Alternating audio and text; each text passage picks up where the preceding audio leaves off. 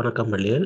இன்றைய நாள் நாங்கள் பார்க்க போகிற பாடம் பவர்பாயிண்ட் நிகழ்த்துகை மென்பொருள், அதாவது பிரசன்டேஷன் சாஃப்ட்வேர், தமிழில் நிகழ்த்துகை மென்பொருள். இது உங்களுக்கு தெரிஞ்சது பொதுவாக பவர்பாயிண்ட்.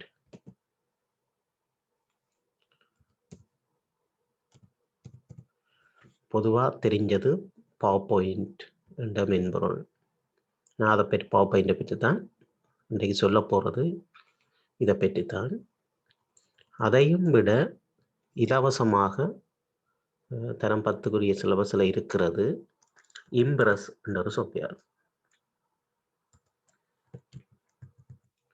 லிப்ரே ஆஃபீஸ் இம்ப்ரெஸ் என்பதும் ஒரு நிகழ்த்துகை மென்பொருள் தான். அதையும் விட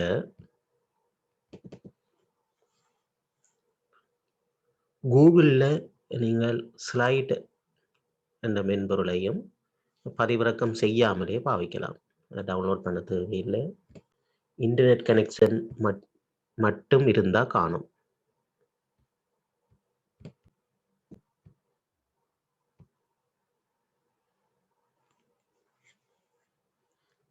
சாதாரணமாக ஒரு வகுப்பறையில் ஒரு ஆசிரியர் சோக்கு மூலம் எழுதி அல்லது படங்களை காட்டி அல்லது வேறு வீடியோக்களை ஒரு வீடியோ பிளேயர் மூலம் உங்களுக்கு காட்சிப்படுத்தி இந்த கற்பிக்கிற அந்த மரபில் இருந்து இங்கே நிகழ்த்துகை மென்பொருளுக்கு வரும். நிகழ்த்துகை மென்பொருளில் ஒளி வடிவத்தையும் காட்ட இயலும். அதே நேரம் ஒளி வடிவங்கள் காணொலியை காட்ட முடியும். டெக்ஸ்ட், அனிமேஷன், அசைவூட்டங்களை பயன்படுத்த முடியும். இங்கேயும் கூகுள் ஆப்ஸ் வந்தீங்கன்னா ஏதாவது ஒரு ஜிமெயில் அக்கௌண்ட்ஸ் இருந்தால் லாகின் பண்ணி போய் கூகுள் ஆப்ஸுக்கு வந்தால் அங்கே ஸ்லைட்ஸ் இருக்குது. ஸ்லைட்ஸ்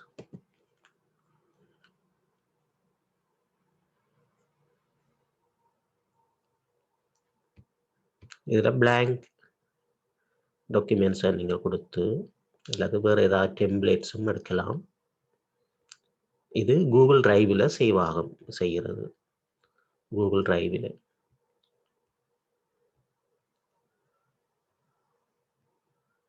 இதில் ஏற்கனவே நான் செய்த ஒரு எக்ஸாம்பிள் ஒன்றை காட்டுறேன். புதுசாக செய்யணுமெண்டா பிளாங்க், நான் இங்கே ஏற்கனவே செய்த ஒரு ஃபைலை ஓப்பன் பண்ணுறேன்.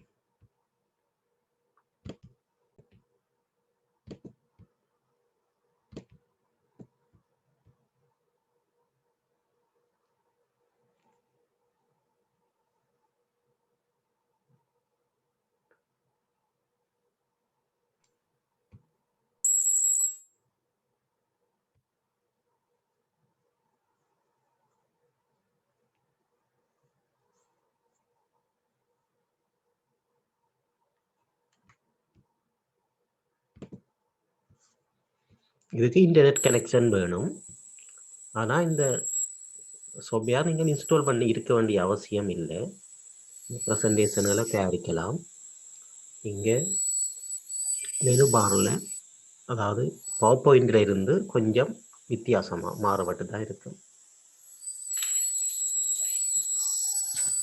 இது எங்களுக்கு சிலபஸில் இல்லை, ஆனால் இப்படியான மென்பொருட்கள் இருக்குது என்று தெரிந்து கொள்ள வேணும். இனி நாங்கள் எங்களுக்குரிய பவர்பாயிண்ட்டுக்கு வருவோம்.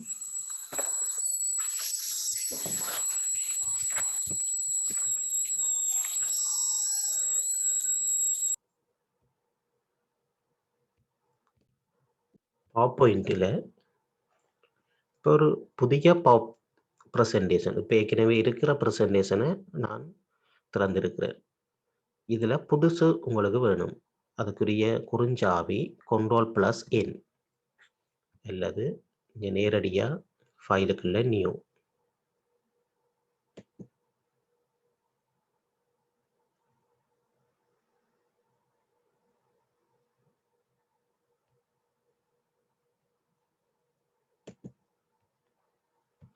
ஃபைலில் போய் நியூ கொடுத்தீங்கன்னா புதிய ப்ரெசன்டேஷன். புதிய ப்ரெசன்டேஷனில் நீங்கள் ஏற்கனவே இதில் இருக்கிற டிசைன் இல்லை தீம்ஸ் நீங்கள் தெரிவு செய்கிறன்னா தெரிவு செய்யலாம், இப்படித்தான் வேணும் என்று. அல்லது நீங்கள் புதிதாக எங்களுக்கு தேவையான மாதிரி ஒன்று செய்யணுமெண்டா blank ப்ரெசன்டேஷனை கிளிக் பண்ணணும். blank ப்ரெசன்டேஷன் ஆரம்பத்தில் புதுசில் இப்படித்தான் வரும். இங்கே நீங்கள் தெரிவு செய்ய வேண்டிய விஷயங்கள் அடிப்படையில் இந்த டிசைன் ஆரம்பத்திலேயே இது 2013 MS ஆஃபீஸில் அந்த பவர்பாயிண்ட் ஓப்பன் பண்ணியிருக்கிறேன். ஆனால் மாறுபடும், சின்ன சின்ன மாற்றம் வரும். 2007 இருந்து கிட்டத்தட்ட இப்படித்தான், பெரிய அளவு வித்தியாசம் இல்லை.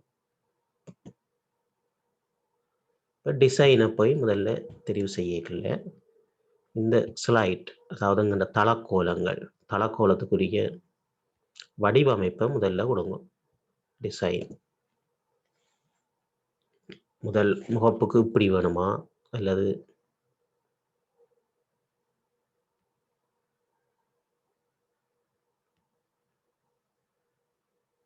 இது நீங்கள் தெரிவு செய்யலாம். என்ன வேணுமென்ற ஒரு டிசைன் ஒன்று தெரிவு செய்யலாம். அந்தந்த டிசைனுக்குரிய கலர்ஸ்களும் இருக்கு. அதோட இந்த ஸ்லைட்டுக்கு சைஸ் இருக்குது. ஸ்லைட் சைஸ் வைட் ஸ்க்ரீனில் நான் விட்டு கிடக்கு 16:9, ஸ்டாண்டர்ட் 4:3. ப்ரொஜெக்டரில் லான்ச் பண்ண போயினோம்னா 4:3 இந்த ப்ரெசன்டேஷன் தயாரிக்கிற போட்டிகள் கேட்கிறவை பாடசாலைகள், அதில் இந்த சைஸ் நீங்கள் செட் பண்ண வேண்டி இருக்கு. இப்போ ஸ்டாண்டர்டாக இதை கொடுக்கறது எனக்கு திரை ஃபுல்லாக வரணும், ஒயிட் ஸ்க்ரீன், அதை நான் 16:9 கொடுத்துருக்கிறேன். இனி ஒரு டிசைனும் ஒன்று தெரிவு செய்தாச்சு. தெரிவு செய்ததுக்கு பிறகு இங்கே டெம்ப்ளேட்ஸ் என்றது பார்க்கணும். முதலாவது ஹோமில் வந்து இந்த லே அவுட்ஸை அவதானிக்கும். இந்த லே அவுட்ஸில் டைட்டில் ஸ்லைட் தான் முதலாவது வந்து நிற்கும், டைட்டிலுக்குரிய ஸ்லைடு. பிறகு கீழே கீழே உங்களுக்கு புதிய புதிய தளக்கோலங்கள் நீங்கள் இன்ஸ்டர்ட் பண்ணிக்கல வேறு வேறு லே அவுட்ஸ் எடுக்கணும். இப்போ இதில் ஒரு காட்சி சட்டம் ஸ்லைட், ஒரு காட்சி சட்டம் நாங்கள் நீங்கள் ஏற்கனவே வந்திருக்குது. இன்னும் ஒன்று புதுசாக வேணுமெண்டா இதை கொடுங்க. இதுக்கான குறுஞ்சாவி Ctrl+M, பவர் பாயிண்ட்டுக்கு மட்டும் Ctrl+M கொடுத்தா புதிய காட்சி சட்டம் ஒன்று கிடைக்குது. இந்த காட்சி சட்டத்துக்குரிய தளக்கோலம் லே அவுட் இங்கே இருக்கு. லே அவுட்டில் என்னென்ன வகை இருக்குன்னு இப்போ மேலும் பார்ப்போம். டைட்டில் அண்ட் கண்டென்ட், ஒரு தலைப்போட ஒரு உள்ளடக்கமும் மாற மாதிரி. செக்ஷன் ஹெடர், ஒரு டைப் பண்ணி கொண்டு போய் நாங்கள் ப்ரெசன்டேஷன் ஒன்று தயாரித்து கொண்டு போய்க்கல இடையில ஒரு ஹெடிங் வரணும் வேண்டாம், இந்த செக்ஷன் ஹெடரை சேர்க்கலாம். டூ கண்டென்ட்ஸ் என்று சொன்னால் ஒரு ஹெடிங்குக்கு 2 உள்ளடக்கங்களை,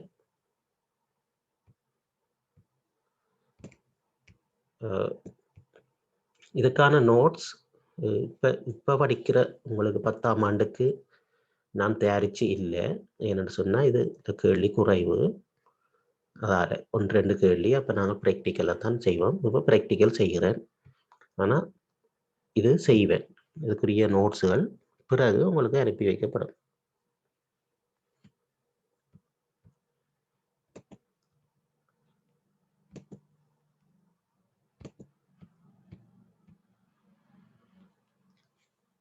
இப்போ செக்ஷன் நீங்கள் 2வது ஸ்லைட்ஸ் கொடுக்கல அதுக்குரிய லே அவுட்ஸை பொருத்தமாக தெரிவு செய்யணும். பொருத்தமான்னு சொன்னால் இப்போ இங்கே கொஞ்சம் பார்த்துருக்குறோம். டைட்டில் மட்டும் வேணுமெண்டா டைட்டில் ஒன்லி. 2 கண்டென்ட் 2 பாக்ஸ் வேணுமெண்டா இதை கொடுத்து காட்டுறேன்.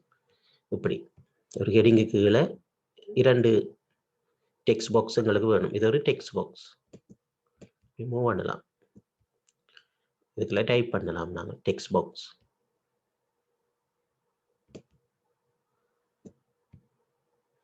இப்போ செகண்ட் தேர்ட் நீங்கள் ஸ்லைடை இன்சர்ட் பண்ணி கொண்டு போகலாம்.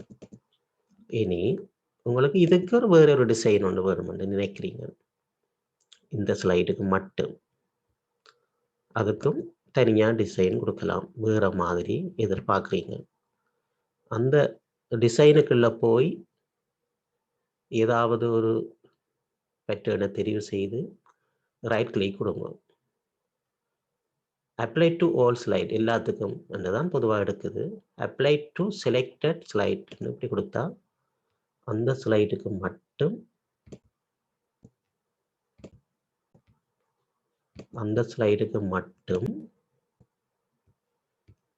அந்த டிசைனை நாங்கள் வழங்க முடியும். இது வேற டிசைன், இது வேற டிசைன் பார்க்க தெரியுது. சரி, இப்போ டிசைன் பண்ணி பக்கம் வடிவமைப்பு முடிச்ச பிறகு இடது பக்கம் பேக்ரவுண்ட் எல்லாம் கொடுக்கலாம். பேக்ரவுண்ட் ஃபார்மேட் இது கொடுத்ததுக்கு பிறகு நீங்கள் ஹோமில் வந்து அந்த ஆப்ஜெக்டில் சேர்க்கலாம். டெக்ஸ்டாக இருக்கட்டும் அல்லது ஒரு பிக்சரோ ஒரு டேபிளோ நீங்கள் இதுக்கு கொடுக்கலாம். இனி சேவ் பண்ணணும். இதை சேவ் பண்ணுறதுக்கு நாங்களோட இடத்துல பொருத்தமான இடத்துல சேவ் பண்ணணும். ஃபைலுக்குள்ள போய்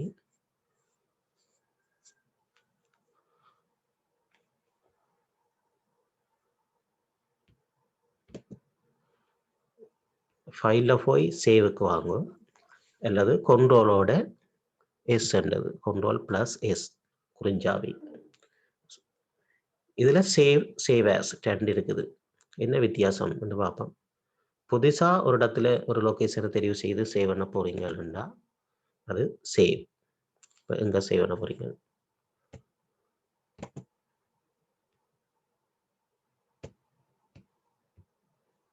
இப்போ நான் ICT 10 என்றதுக்குள்ள கொண்டு சேவ் பண்ண போகிறோம். ப்ரெசன்டேஷன் 1 இங்கே டிஃபால்ட்டாக ஒரு பேர் எடுத்துருக்குது.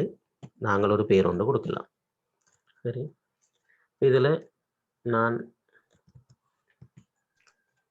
ICT 10 ஏதாவது ஒரு பேர் கொடுத்து இதை சேவ் பண்ணுறேன். கம்ப்யூட்டரில் ஏதாவது பென் டிரைவில் எங்கேயோ சேவ் பண்ணலாம். நீங்கள் லொக்கேஷன் நான் இங்கே ஹார்ட் டிஸ்கில் தான் சேவ் பண்ணுறேன். இந்த ப்ரெசன்டேஷனில் சேவ் ஆஸ் டைப்னு கீழே இருக்குது. Save as type. இவ்வளவு வகையான ஃபைல் ஃபார்மேட்டில் நாங்கள் சேவ் பண்ணலாம். அதாவது பவர்பாயிண்ட் வேறு வேறு வெர்ஷன்கள் வந்தது. இப்போ இந்த இதில் வேணும் உங்களுக்கு பிடிஎஃபாக சேவ் பண்ணலாம். பவர்பாயிண்ட் ப்ரெசன்டேஷன் தான் பொதுவாக பவர்பாயிண்ட் ப்ரெசன்டேஷனில் டிஃபால்ட்டாக நிற்கும். இப்போ இதை சேவ் பண்ணுறீங்க. இப்போ லொக்கேஷனும் தெரிஞ்சிடணும் எங்கே சேவ் பண்ணி இருக்கிறீங்கன்னு. இப்போ சேவ் பண்ணினது இனி சேவ் பண்ணணுமெண்டா வேறு வேலை செய்கிறோம். Ctrl S கொடுத்தா சரி சேவ் ஆயிடும் அதே லொக்கேஷனில். இது இன்னும் ஒரு லொக்கேஷனில் பென் டிரைவில் யாருக்கும் கொடுக்கணும் இந்த ப்ரெசன்டேஷன்டா தான் சேவ் ஆஸுக்கு போகும். சேவ் பண்ணுறது எங்கண்ட கணனியில் சேவ் பண்ணுறது, இல்லாட்டி எங்கே சேவ் பண்ண விரும்புகிறோமோ அங்கே சேவ் பண்ணுறது. இது இன்னொரு காப்பி எடுக்கிறதுக்கு இன்னொரு லொக்கேஷனில். அப்போ முதல் வந்த சேவ் ஆஸ் அமைப்பு இங்கேயும் பெறும். திருப்பி சேவ் ஆஸ் கொடுத்தா இப்போ லொக்கேஷனை மாற்றி சேவ் பண்ண விடும். மற்றபடி நாங்கள் சேவ் கொடுத்து விட்டால் இங்கே மாறிடும். டைட்டில் பாரில் ICT 10 என்றது மாறி இருக்கும். சரி, இதில் குயிக் ஆக்சஸ் பார்ன்னு இந்த மூலைக்கு இருக்குது. குயிக் ஆக்சஸ் பார் அடிக்கடி எங்களுக்கு அண்டு தேவைப்படும். செய்ததை விடுவிக்கிறது அண்டு. மற்ற ரீடு அண்டுக்கு எதிரானது. இதில் என்னென்ன உங்களுக்கு தேவையானதை கிளிக் பண்ணி விடலாம். சில பேருக்கு இப்போ நியூ வேணும், ஓப்பன் வேணும், இமெயில் இப்படி தெரிவு செய்யலாம். இதில் கிடக்கிறதும் உங்களுக்கு 10 குயிக் ஆக்சஸ் பாரண்டைகளில் ஒரு 5 6 கணக்கு டூல்ஸு அங்கே வைக்கிறது இல்லை. கொமாண்ட்ஸுக்குள்ள போய் இன்னும் நீங்கள் கொமாண்ட்ஸுகளை கொண்டு வந்து வைக்கலாம். ப்ரூஃப், சேவ், லாங்குவேஜ், அட்வான்ஸ் இதுக்குள்ள உங்களுக்கு தேவையானதுல இருந்து போய் எடுத்து இங்கால கொண்டு வாங்க. இங்க இவ்வளவு தெரிவு செய்யப்பட்டு இருக்குது. Save and read, start from beginning, slide show. அடுத்ததாக பார்ப்போம். அது குயிக் எக்ஸஸ் பார். இனி ஹோமுக்குள்ள ஒரு ரிபன், வேர்டில் பார்த்த மாதிரி ரிபன். இந்த ரிபனுக்குள்ள ஒவ்வொரு குரூப்ஸ் இருக்குது. ஒரு நாடா அதுக்குள்ள ஒவ்வொரு தொகுதிகள் பிரிக்கப்பட்டிருக்குது. இதில் இது ஏற்கனவே பார்த்து நாங்கள் ஸ்லைட்ஸ் என்றதுக்குள்ள லே அவுட்ஸ் என்றால் அப்படி. இப்போ இதில் ஒரு லே அவுட்ஸை நான் மாற்ற போகிறேன். லே அவுட்ஸில் போய் எனக்கு டைட்டில் மட்டும் காணும், இப்படி விடலாம். இப்படி லே அவுட்ஸ் நீங்கள் ஒவ்வொன்றா போய் தெரிவு செய்யணும். தேவையை பொறுத்து அந்த லே அவுட்ஸை தெரிவு செய்ய வேணும். ஒன்றும் வேண்டாம், பிளாங்காக வேணும், இப்படி கொடுக்கலாம். ஒன்று விஷயத்தை காப்பி பண்ணி கட் பண்ணி இன்னொரு இடத்துல பேஸ்ட் பண்ணுறது சாதாரணமாக வேர்டில் செய்கிற மாதிரியே இங்கே நீங்கள் செய்யலாம். இங்கால ஃபன் குரூப்ஸ் இருக்குது. ஏதாவது நீங்கள் டைப் பண்ணுற நேரங்களில் தான் இங்கே அது தேவைப்படும். இதுக்கு நீங்கள் அது ப்ரெசன்டேஷனுக்கு ஒரு ஹெடிங் கொண்டு அடிங்க.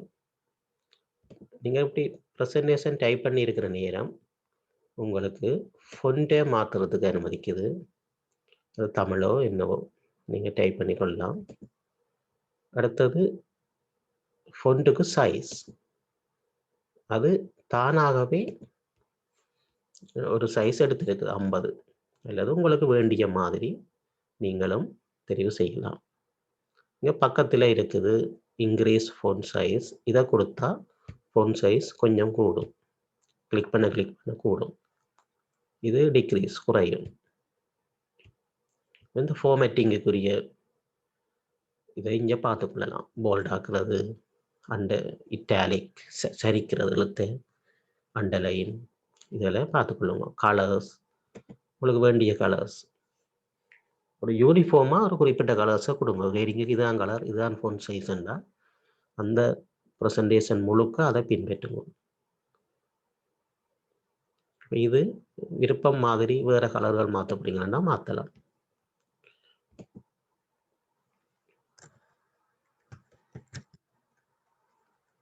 இதுக்கு உங்களுடைய பேர்கள் டைப் பண்ணீங்கன்னு வச்சுக்கொள்வோம். யார் இந்த ஒரு ப்ரெசன்டேஷன் நிகழ்த்துகை இதை யார் தயாரிக்கணும் என்றதை நீங்கள் கொடுக்குறீங்கன்னு வச்சுக்கொள்வோம். ஒரு ப்ரெசன்டேஷனுக்கு ஒரு முகப்பு ஸ்லைட்டு நாங்கள் வடிவமைச்சிருக்கிறோம். இப்போ டெக்ஸ்ட் இங்கே போட்டாச்சு. இனி இது சென்ட பண்ணுறது இதுகளையும் இங்கே பார்த்துக்கொள்ளுங்க. அலைன்மெண்ட் இதுக்கு இருக்குது. சாதாரணமாக வேர்டில் செய்கிற இந்த வடிவமைப்புகள் ஃபார்மேட், இது ஓ லெவலுக்கு வேறும் என்னன்னு சொன்னால் என்ன காரணம்டா 10ஓட தான் கூட கேள்விகள் இந்த முறை போட போயிடும். அதனால் பவர் பாயிண்ட் வேற தொடங்கிட்டுது. 2018 வந்துட்டு ஒரு கேள்வி. அதில் இந்த ப்ராக்டிக்கல் தெரிஞ்சிருக்கிற பிள்ளைகள் அப்படியே செய்யக்கூடிய மாதிரி கிடக்கு. இதுக்கு நாங்கள் நோட்ஸ் எடுக்கிறது கொஞ்சம் கஷ்டம். அதாவது பார்க்கணும் என்னென்ன செய்கிறோம்னு நீங்கள் செய்து பார்க்கணும். உலகளுக்கு தேவை இது கண்டிப்பாக. ஆனால் அந்த விஷயம் கொஞ்சம் அது வேறு. சரி, இப்போ ஒரு விஷயம் நாங்கள் கேள்விப்பட்டோம். லே அவுட்ன்றது என்னென்னு விளங்கிக்குது. லே அவுட் தமிழில் தளக்கோலம் என்று சொல்லுவோம். லே அவுட்ஸில் கொஞ்சம் வகைகள் இருக்குது. இது 2018 இந்த இப்படியான குட்டி குட்டி வடிவங்களை தந்து அதுக்கு பெயர் கேட்டிருந்தவை. இந்த லே அவுட்ஸுக்கு என்ன பெயர் கீழே விட தெரிவினோம். அந்த விடையிலிருந்து நீங்கள் தெரிவு செய்யக்கூடிய தான் செய்யப்பட்டது. ஒன்று லே அவுட்ஸ் வந்து பார்த்துருக்கிறோம். மற்றது டிசைன் பார்த்துருக்கிறோம். டிசைன் என்னன்னு தெரியுது. இதுக்குள்ள இன்சர்ட் பண்ணக்கூடியது சாதாரணமாக வேர்ட் எக்ஸலில் வர மாதிரி இங்கேயும் அப்படியே இருக்குது. அதாவது டேபிள் இன்சர்ட் பண்ணலாம், screenshot, shapes, smart art, chart, சாதாரணமாக நீங்கள் என்ன வேணுமோ ஒரு வேர்ட் ஆர்ட் பண்ணுவோம்னாலும் கொண்டு வரலாம். இதில் இந்த அனிமேஷன் அடுத்தது பார்ப்போம். இந்த அனிமேஷன் என்றதுக்குள்ள இதுக்குள்ள என்ட்ரன்ஸ், முதலாவது என்ட்ரன்ஸை பார்ப்போம். இது இந்த ஸ்லைட் நாங்கள் நிகழ்த்துகை செய்து கொண்டு போய்க்குள்ள வெளியில இருந்து அது வார மாதிரியான தோற்றப்பாட்டை ஒரு ஒப்ஜெக்ட்டுக்கு வழங்கலாம். அதில் நான் இப்போ என்ட்ரன்ஸில் நான் இதில் ஃப்ளை இன் கொடுத்து காட்டுறேன்.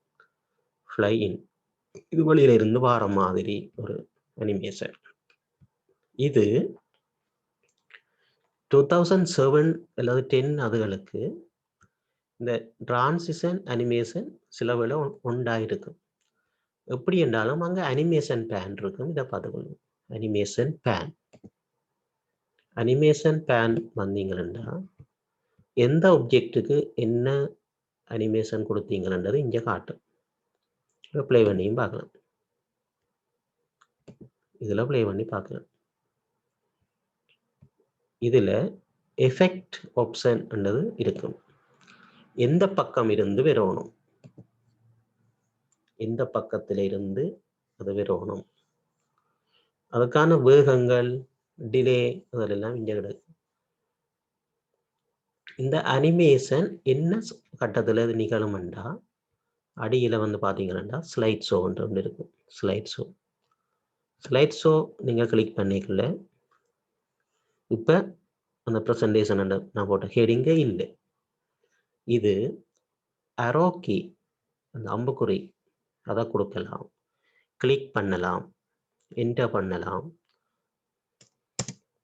ஸ்பேஸ் பாரை கொடுக்கலாம். இவ்வளவு செய்கைகளுக்கு அடுத்த ஸ்லைடுக்கு போகும்.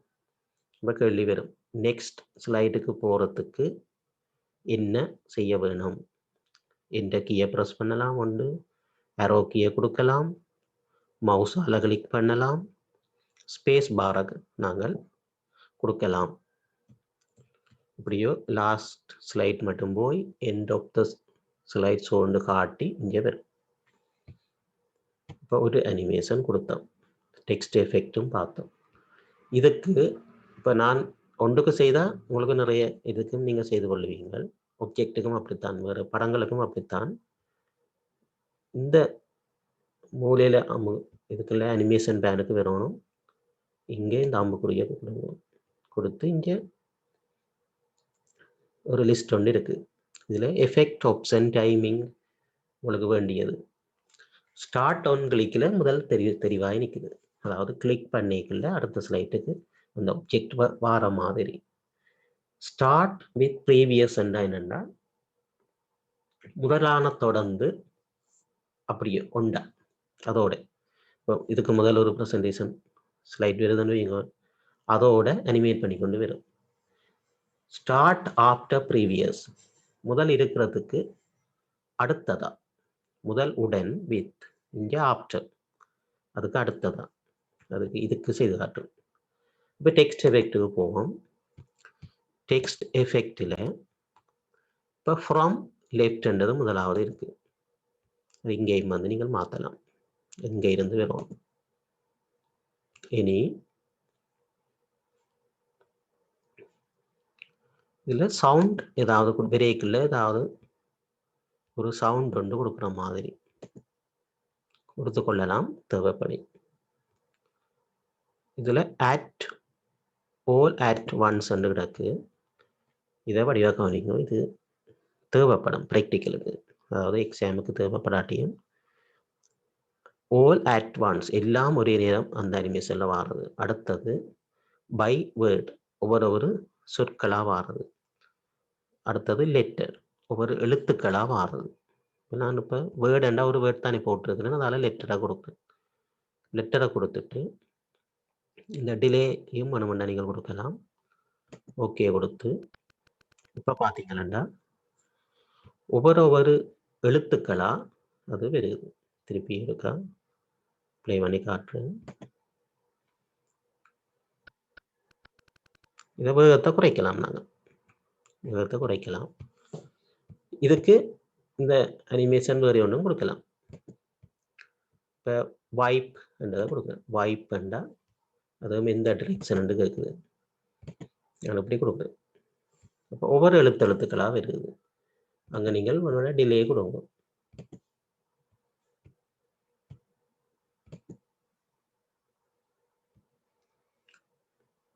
டைமிங்குகளில் போய் இந்த டிலேயை கொடுத்து கொள்ளுங்க. ஒன்று டிலே பண்ணி வர மாதிரி.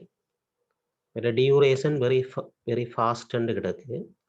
நீங்கள் அதுக்குள்ளே போய் ஸ்லோவாக கொடுத்துக்கொள்ளுங்க தேவையானது மாதிரி கொடுத்துட்டு இப்போ ரிப்பீட்ன்னு சொன்னால் திரும்ப திரும்ப எத்தனை நேரம் நிகழும். இப்போ ஒரு நொன்னண்டா ஒரு முறை தான் வந்து நிற்கும், ரிப்பீட் பண்ணாது. இப்போ நான் ஒரு 10 கொடுக்குறேன், 2 தானே ரிப்பீட் பண்ணு. ஓகே, இந்த ஸ்லைட் ஷோவுக்கு நேரடியாக F5 கொடுத்தும் போகலாம். F5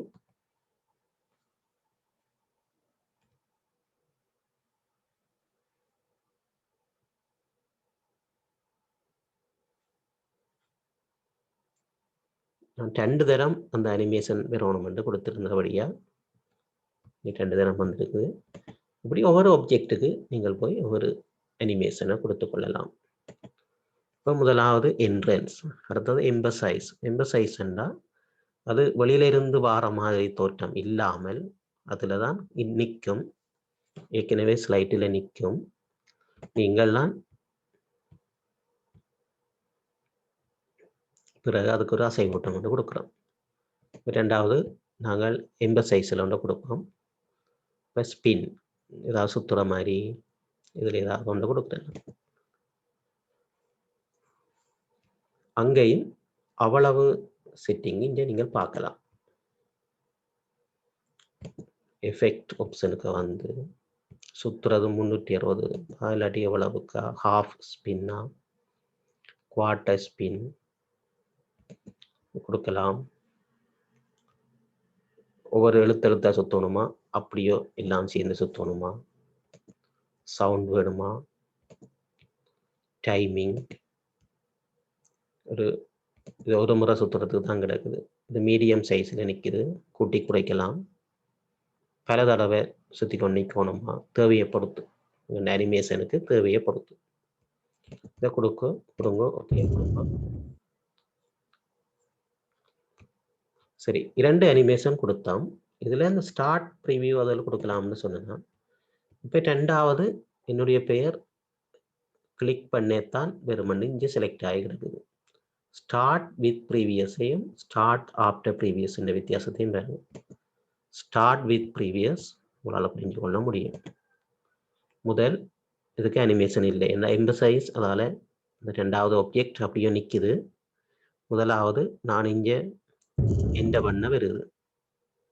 ஸ்டார்ட் வித் ப்ரீவியஸ் என்று கொடுத்ததால முதல் ஆப்ஜெக்ட் அனிமேட் பண்ணுற அதே நேரம் 2வது ஆப்ஜெக்டும் அனிமேட் ஆகுது. அதுதான் ஸ்டார்ட் வித் ப்ரீவியஸ். ஆஃப்டர் என்று சொன்னால் பிறகு, அது ஆட்டோமேட்டிக்காக நான் கிளிக் பண்ணாமலே இப்போ இதுக்கு கொமாண்ட் கொடுக்குறேன். இதுக்கு ப்ரெசன்டேஷன் இந்த டைட்டில் வாரதுக்கு அது 2 தரம் அனிமேட் ஆகுது. இப்போ நான் கிளிக் பண்ண இல்லை, அதுதான் ஆஃப்டர் ப்ரீவியஸ்.